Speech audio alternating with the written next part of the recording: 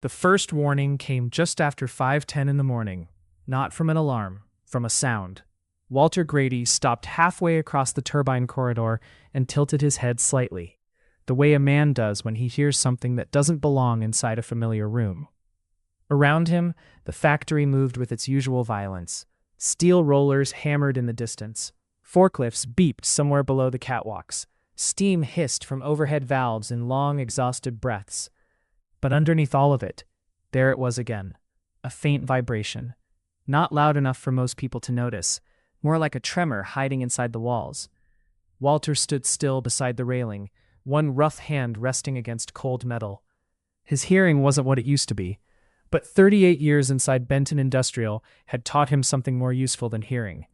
Machines talked through rhythm, and this rhythm was wrong. Below him, massive pressure lines fed into the main turbine chamber. Thick pipes coated in chipped insulation ran like arteries through the building. Condensation dripped steadily onto concrete 3 floors beneath. Walter looked toward line 4. The vibration came again, tiny, uneven, like a loose heartbeat. A younger worker brushed past him carrying a toolbox. Didn't even notice Walter had stopped. "Morning, Walt." Walter nodded absently. His eyes stayed on the pipes. 3 months ago, the vibration would have triggered a full inspection request. 10 years ago, production would have paused until maintenance cleared the system. Now the company barely shut down for injuries. He checked his watch. 5:14 a.m. Shift started in 16 minutes. Still, he crouched beside the access panel and pressed 2 fingers against the metal housing, cold, but trembling. His jaw tightened. Behind him, the factory lights flickered once overhead before stabilizing again. Nobody reacted. Nobody except Walter. Because he remembered the last time the lights flickered during a pressure imbalance. That had been 1998. 2 men lost fingers during the valve rupture. He could still remember the screaming. Walter slowly stood up and wiped his hands on his work jacket. The fabric smelled permanently of oil and burnt dust, no matter how many times it got washed. He reached into his pocket, pulled out a small grease pencil, and marked a tiny line beneath the panel. Not for maintenance, for himself. A reminder. Then he kept walking. Outside the turbine sector windows, dawn hadn't fully arrived yet. Snowmelt slid down the dirty glass in crooked trails, while smokestacks pushed gray clouds into the dark sky above the river. The factory looked tired, like an old animal still forced to work. Inside locker room C, the heaters barely functioned. Men changed in silence, beneath buzzing fluorescent lights, while local morning news muttered from a mounted television nobody watched. Walter opened his locker slowly. Inside sat the same things that had been there for years. Extra gloves, a dented thermos, 2 aspirin bottles, and a faded photograph of his wife, Ellen, standing beside a lake in Michigan, almost 20 years earlier. She was laughing in the picture. He stared at it longer than usual. Then, the locker beside him slammed shut. Miguel Herrera tugged on his work gloves and looked over. "You hear about second shift?" Walter closed the locker carefully. "What now?" "Corporate cut another 12. Walter nodded once. No surprise there. Miguel lowered his voice. "They're saying maintenance is next." Walter gave a tired half-smile. "They've been saying that since Obama." Miguel laughed quietly, but it faded fast. "You filed that vibration report?" "Last month." "They answer?" Walter unscrewed his thermos cap. "Nope." Miguel shook his head. "One day this place is going to blow itself apart." Walter took a sip of coffee. It had gone bitter hours ago. "Factories don't die fast," he said softly. "They die one ignored problem at a time." Miguel looked like he wanted to say something else. Instead, the overhead buzzer sounded for shift start. And everybody moved again. Like they always did. By 8:40, Walter had already repaired a jammed conveyor motor, replaced a damaged pressure gauge, and cleaned coolant sludge from beneath packaging line B. His knees hurt worse in winter. He never mentioned it. Near mid-morning, a message came over the radio. "Walter Grady to Administration Office 2. The voice sounded rehearsed. Walter didn't react immediately. Around him, nobody spoke either.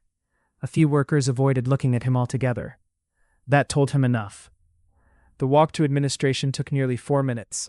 Past welding bays, past inventory cages, past walls layered with 40 years of paint and safety posters. The deeper offices always smelled different from the factory floor. Cleaner, artificial. Inside Administration Office 2, an HR woman sat beside a young corporate manager Walter had only seen twice before. Nathan Ellis. Early 30s, pressed shirt, clean fingernails, the kind of man who looked uncomfortable around grease. Walter remained standing. Nathan cleared his throat. "Mr. Grady, thank you for coming." Walter waited. The HR woman slid a folder across the table. No one touched it for a moment. Finally, Nathan spoke again. "As part of Benton Industrial's operational restructuring initiative, several positions are being eliminated effective immediately." There it was. Not anger, not even surprise, just a strange hollow feeling spreading slowly through Walter's chest. Nathan continued talking about transition packages and healthcare extensions, but the words blurred together under the hum of fluorescent lights overhead. Walter's eyes drifted toward the office window instead. Outside, snow flurries moved sideways across the loading yard. A forklift crossed through steam clouds near Dock 3. Life continuing, like nothing had happened. "We appreciate your years of service," Nathan added carefully. Years of service. 38 years reduced to a sentence printed on paper. Walter finally sat down. His hands looked older than he remembered. The HR woman pointed quietly to the signature line. Walter signed without arguing. That almost seemed to unsettle them more. "You can collect personal belongings," Nathan said. "Security will assist afterward." Security. As if he might steal something. Walter stood slowly. For a second, Nathan looked genuinely guilty. "You understand this isn't personal." Walter looked at him then. Really looked at him. The expensive watch, the nervous posture, the exhaustion behind his eyes, young man trying to survive inside a machine bigger than himself. Walter nodded once. "That's the problem," he said quietly. "None of this is personal anymore." The factory floor sounded different afterward. Or maybe he heard it differently now. Every machine felt farther away, every sound colder. At his locker, Walter packed slowly while workers pretended not to stare. Nobody knew what to say to men leaving factories anymore. Miguel finally approached near the exit doors. "You okay?" Walter zipped his canvas bag shut. "Yeah," but the word came out thin. Miguel hesitated, then finally asked, "You ever figure out that vibration?" Walter paused. For the first time all day, fear crossed his face. Real fear. Not for himself, for the plant, for the men still inside it. His eyes drifted toward the turbine sector, far across the building, then back to Miguel. "No," Walter lied softly. "Probably nothing." Outside, freezing rain had started falling over the parking lot. Walter stepped into it alone. Behind him, Benton Industrial kept roaring into the gray morning, unaware that something deep inside its walls had already begun to fail. The shutdown began at 2:17 in the afternoon. Not with an explosion, with silence. Inside Benton Industrial, silence was unnatural. The plant lived on noise. Hydraulic presses slamming sheet steel, compressors groaning through old pipes, motors whining across endless production lines. So when Conveyor Sector C suddenly stopped moving, people noticed immediately. A second later, the overhead lights flickered. Then came the alarms. Sharp mechanical sirens echoed through the building. All emergency strobes painted the factory walls in rotating red flashes. Workers froze for half a breath before training took over. "Shut it down. Pressure drop in turbine. Move, move." Boots hammered across concrete floors as supervisors began evacuating sectors toward the outer loading bays. Steam hissed violently somewhere deep inside the building, followed by a metallic bang that shook dust from overhead beams. Miguel Herrera grabbed the nearest radio. "What happened?" Only static answered at first. Then a strained voice crackled through. "Line 4 pressure failure, possible turbine overload, maintenance to sector immediately." Miguel's stomach dropped. Line 4. He looked instinctively toward the turbine corridor, toward the exact place Walter had stopped 3 days earlier. Rain hammered the factory roof, while workers poured outside into freezing February wind.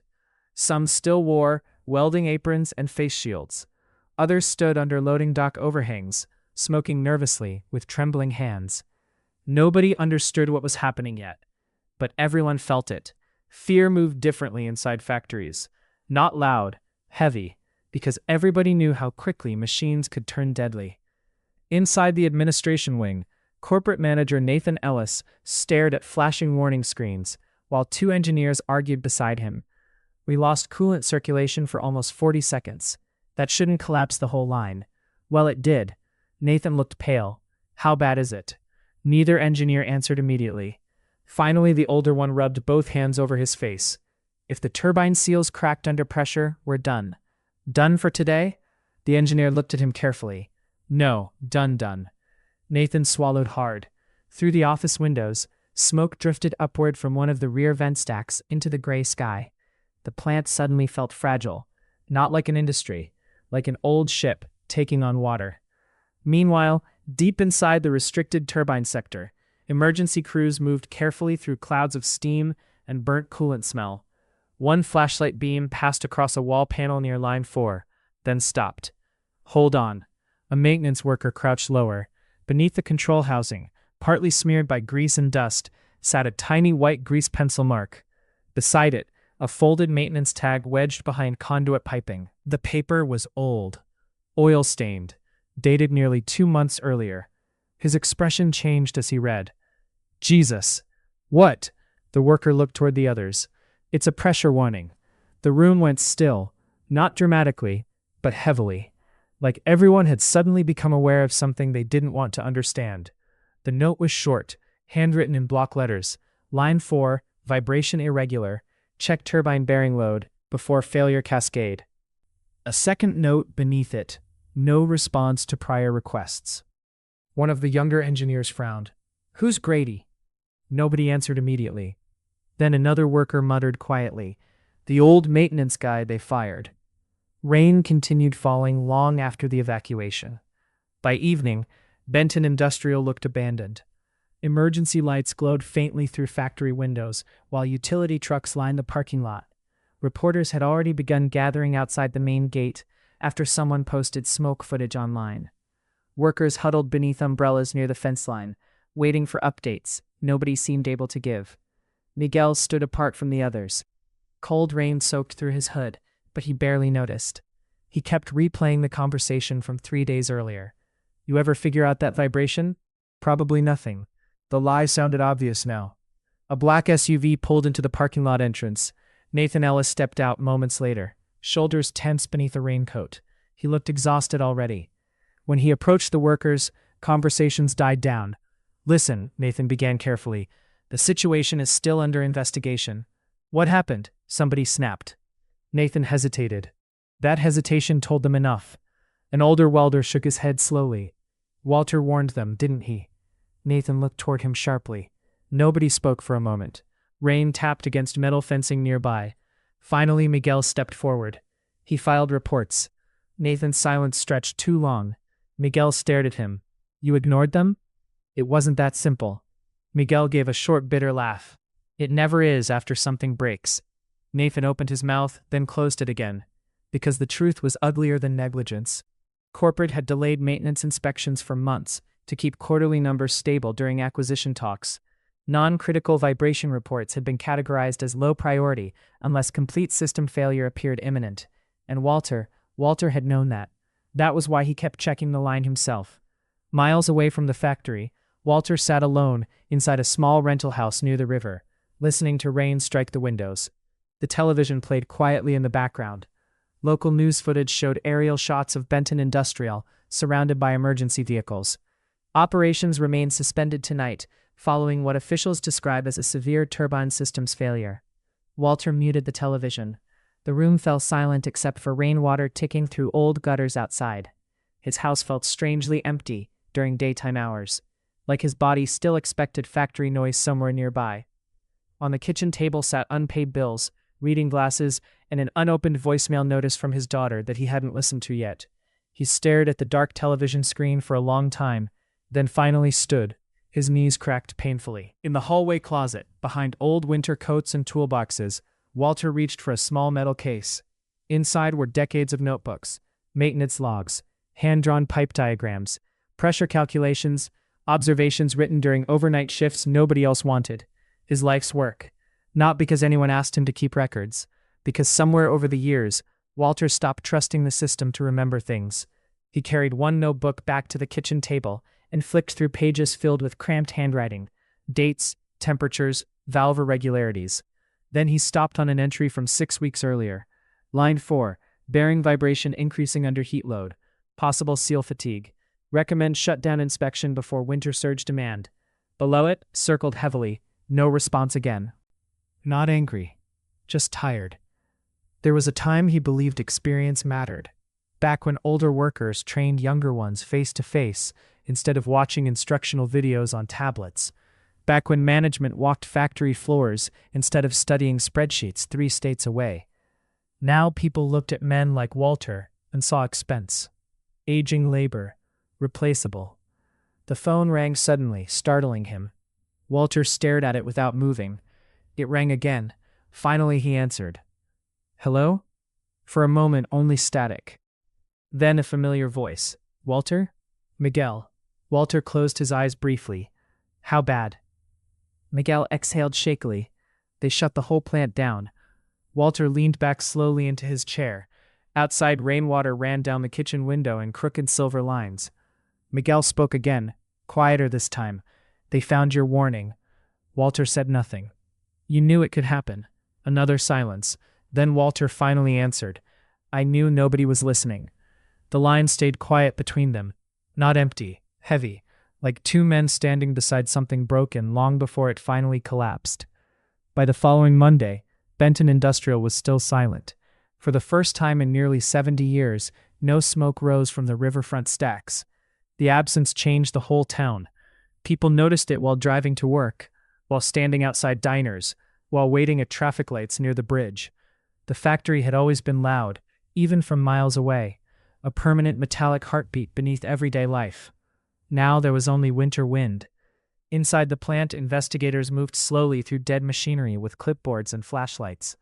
Entire production sectors remained locked behind yellow safety barriers while corporate executives argued in temporary offices upstairs.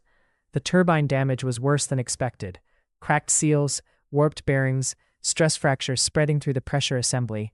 Repair costs climbed by the hour, but the deeper problem wasn't mechanical anymore. It was public.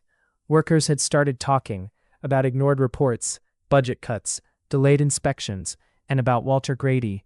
His name moved quietly through break rooms, diners, union halls, and social media posts from employees who'd spent years watching him walk the factory floor before sunrise. The old maintenance guy knew. Corporate offices hated that sentence, especially because it was true. Walter himself avoided town most of the week. He spent mornings repairing things around the house that didn't really need fixing. Loose cabinet hinges, a dripping sink, an old porch light, anything to stay busy. Without the factory, time moved strangely, too slow. Sometimes he still woke before dawn, expecting the sound of shift whistles from across the river.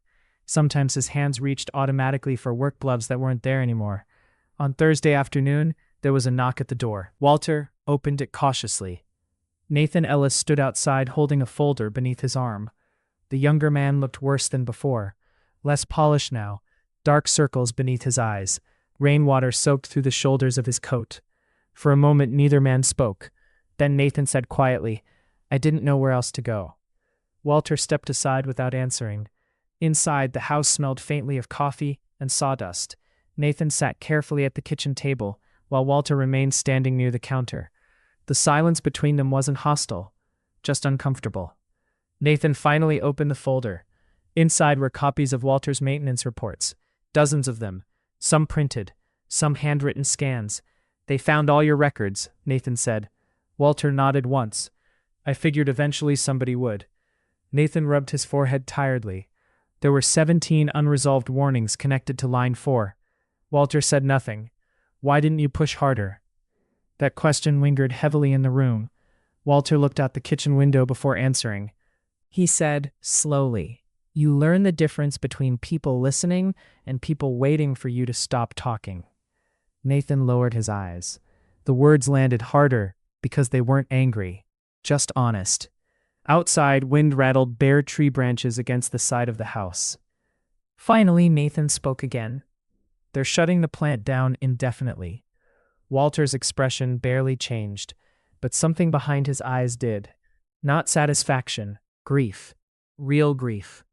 800 people, Nathan continued quietly. Maybe more. Walter sat down slowly across from him. For the first time, both men looked equally exhausted. Nathan swallowed hard. I keep thinking if I'd walked the floor more, if I'd actually talked to people. Walter studied him carefully. You ever work around machines before this job? Nathan shook his head once. My father sold insurance. Walter nodded. That's not your fault. Nathan looked surprised by the response. Walter leaned back in his chair. But factories, he continued softly, factories punish people who think numbers matter more than sounds. The younger man stared at the maintenance report spread across the table. You heard it. Walter gave a faint shrug. Felt it first. Then after a pause, machines tell you things before they break. Problem is, they don't speak in meetings. For the first time since arriving, Nathan almost smiled. Small, tired, human. The conversation lasted nearly 2 hours, not about lawsuits or blame, about the plant, its history, the old foreman, winter breakdowns from decades earlier. Walter spoke about machinery the way some people talk about family members, with frustration, familiarity, and strange affection. By the end, Nathan realized something that embarrassed him deeply. Walter understood the factory better than anyone still employed there. Not because he was extraordinary, because he had paid attention for nearly 4 decades. Before leaving, Nathan stopped near the doorway. There's going to be hearings, he said carefully. Investigations too. Walter nodded. They'll probably ask you to testify. Walter looked down at his rough hands for a moment, hands bent permanently from years of tools and steel. Then he asked quietly, would it change anything? Nathan didn't answer immediately. Finally, I don't know. Walter gave a tired half smile. That's usually how these things go. After Nathan left, dusk settled slowly across the neighborhood. Walter stood alone on the porch, while distant traffic moved through town beyond the river. In the fading light, Benton Industrial was still visible far away, dark now, silent, a giant shape against the winter sky. For years, Walter had imagined retiring from that place with ceremony, maybe a handshake, a plaque no one reads. Instead, it sat abandoned, broken open by all the warnings nobody wanted to hear. A car pulled into the driveway behind him. He didn't recognize it at first. Then the driver's door opened. His daughter Claire stepped out. For a second, neither moved. She looked older than he remembered. Tired too. The distance between them suddenly felt visible. Years of missed birthdays, overtime shifts, phone calls returned too late. Claire walked toward the porch slowly. I saw you on the news, she said softly. Walter nodded once. Cold wind moved between them. Then Claire looked toward the distant factory. You really knew it was going to happen? Walter took a long breath before answering. I knew something was wrong. She studied him carefully. You always stayed there longer than you stayed anywhere else. The sentence wasn't cruel. That made it hurt more. Walter looked down. For years, he'd told himself he worked overtime to provide for his family. But after Ellen died, work became something else. A place where he understood the rules. Machines were easier than grief. Claire stepped onto the porch beside him. For a while, neither spoke. Then she quietly asked, Do you ever wish you left earlier? Walter watched the dark factory across the river, its silent towers, its dead smokestacks, its empty windows reflecting the last traces of evening light. Finally, he answered honestly, Every day. The words surprised even him. Claire slipped her hands into her coat pockets against the cold. Then, after a long silence, she leaned gently against his shoulder. Walter froze slightly at first, like a man out of practice being needed. Then slowly, carefully, he rested his head against hers. No dramatic speech followed. No sudden healing. Just two people standing quietly beneath a winter sky, while the old factory remained dark in the distance. And for the first time in years, Walter Grady wasn't listening for machines anymore. 2 weeks after the shutdown, snow covered the factory parking lot completely. No tire tracks, no delivery trucks, no workers smoking outside loading docks before sunrise. Just rows of frozen asphalt disappearing beneath drifting white. The silence had settled into the town now. Restaurants near the river closed earlier. The hardware store stopped restocking certain shelves. Morning traffic disappeared from Main Street. Benton Industrial hadn't just employed people. It had organized life itself. And without it, the town moved like a clock missing its center gear. Walter noticed the change everywhere. At the grocery store, cashiers spoke more quietly. At the diner, Men sat longer over cold coffee without ordering refills. People kept checking their phones for updates that never came. Indefinite shutdown. That phrase followed everyone now. On Wednesday morning, Walter sat inside Mason's diner near the highway, turning an untouched cup of coffee slowly between both hands. Snow pressed softly against the windows outside. At the counter nearby, a television played muted news coverage about factory negotiations. Captions rolled beneath footage of Benton Industrial's dark smokestacks. Federal safety investigators continue reviewing internal maintenance records. Walter looked away. The waitress approached carefully. "Need a warm-up, Walt?" Pulled back from his thoughts. "No, I'm all right." But she filled the cup anyway. People had started treating him differently after the shutdown. Not like a celebrity. More like someone returning from a funeral nobody else survived correctly. As she walked away, another man entered the diner, carrying cold air and snow on his boots. Miguel. He spotted Walter immediately. "Mind if I sit?" Walter shrugged lightly. "It's a free country." Miguel smiled faintly and slid into the booth across from him. For a minute they listened to the low clatter of dishes around them. Then Miguel leaned forward. "You hear they're bringing consultants in from Chicago?"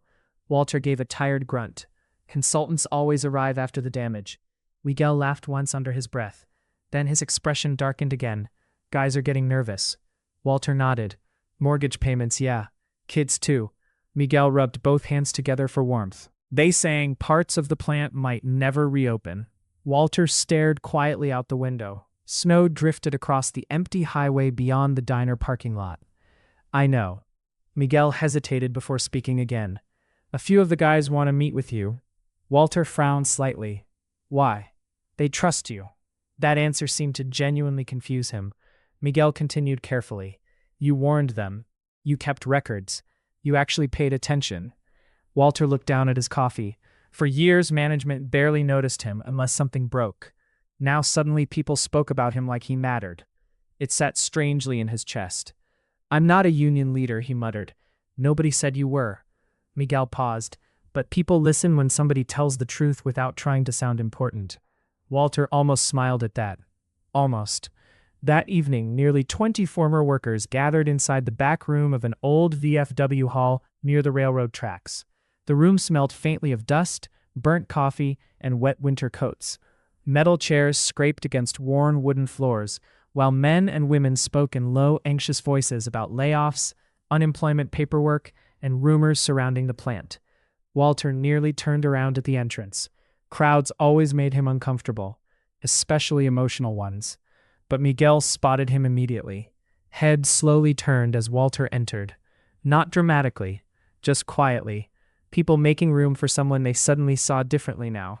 Walter hated it. He took a chair near the back wall. A former line supervisor stood near the front speaking about legal options and temporary support programs, but attention kept drifting toward Walter instead. Finally, after several minutes, someone spoke up. "You really knew the turbine was going to fail?" Walter shifted uncomfortably. "No." The room stayed silent. He sighed softly. "I knew it was getting dangerous." A woman from packaging folded her arms tightly. "Then why didn't they listen?" Walter looked around the room slowly. At tired faces, weathered hands, people who'd spent decades building things nobody outside town would ever think about. Then he answered honestly. Because problems cost money. Nobody argued with him. An older welder sitting near the radiator shook his head bitterly. They spent more replacing people than fixing equipment. A few quiet murmurs followed. Walter listened for a moment before speaking again. The plant didn't fail in one day. The room settled. He continued carefully, choosing words slowly like a man unused to speaking this much. It happened piece by piece. Shortcuts, delayed repairs, pressure to keep lines moving. People stopped walking the floor, stopped listening to workers. His voice remained calm. That made it hit harder.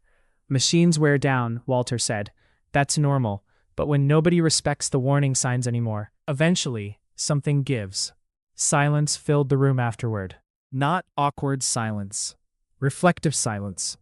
Like people recognizing something they already knew, but never heard spoken plainly before.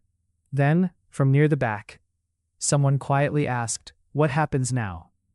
Walter didn't answer immediately, because he truly didn't know. That uncertainty sat heavily in the room, too. Outside, snow continued falling beneath orange streetlights. Finally, Walter said, Town survives. A few people looked unconvinced. Walter nodded toward them gently. It always does. People adapt, help each other, find work where they can. Then, after a pause, but it changes things. The room understood exactly what he meant. Factories weren't just jobs, they were identities. Generations measured life through shift schedules and overtime seasons. Parents met each other there. Families paid mortgages because of those buildings. When factories died, entire communities lost part of their memory. Later that night, Walter walked alone toward his truck through fresh snow. The meeting had exhausted him. Too much attention. Too many eyes.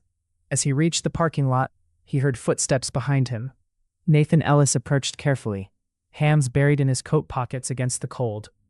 Walter stopped. For a second, both men simply stood beneath the dim parking lot lights, while snowflakes drifted between them. "I didn't know you'd be here," Walter said. Nathan nodded toward the building. "I came to listen." Walter studied him quietly. "You did?" Nathan gave a faint, embarrassed smile, trying something different. That almost made Walter laugh. Almost. Nathan's expression grew serious again. "There's talk about reopening one section of the plant eventually." Walter looked surprised. "Who'd run it?" "That's the problem." Nathan hesitated. "Most senior maintenance staff already accepted severance." Walter understood immediately. "You don't know the systems anymore." Nathan shook his head once. "No." Cold winds swept across the parking lot. Finally, Nathan spoke carefully. "I wanted to ask you something." Walter already disliked where this conversation was heading. "You want me to come back?" Nathan didn't deny it. Walter looked past him toward the distant glow of town lights. For years he believed the factory needed him. Then it fired him like old equipment. Now it suddenly remembered his value again. The irony felt exhausting. "I'm 61, Walter said quietly. Nathan nodded. "I know. My knees hurt every morning." "I know." Walter looked down at the snow beneath his boots. "What happens when everybody forgets again?" Nathan didn't answer immediately, because there was no good answer. Finally he said, "Maybe this time they don't." Walter stared at him for a long moment, while snow settled softly across the empty parking lot around them. Then, somewhere far beyond town, a distant train horn echoed through the winter dark.